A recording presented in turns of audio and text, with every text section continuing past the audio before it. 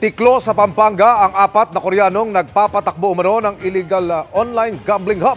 Dalawa sa kanila, wanted at may Interpol red notice pa. Nakatutok si Oscar Oida.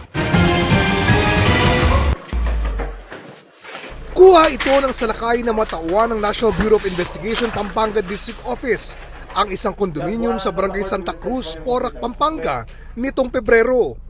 Napag-alaman kasing ginagamit ang lugar bilang illegal online gambling hub.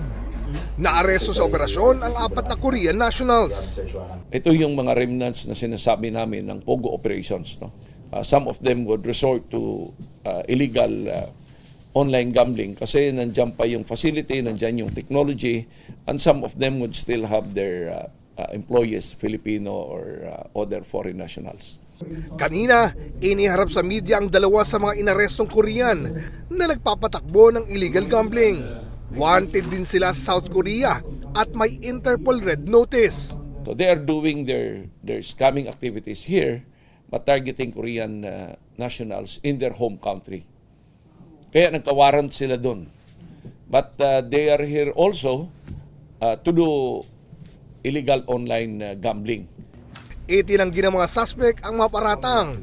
Narito lang daw sila bilang turista. They were here since the recorded entry was 2017 and the last departure recorded in Korea was 2019. So they kept coming back at itong ginagawa nila yung voice phishing. Sa ngayon, nakadetain ang dalawang Koreano sa tanggapan ng NBI sa Pampanga at nahaharap sa kasong illegal online gambling in relation to Cybercrime Prevention Act.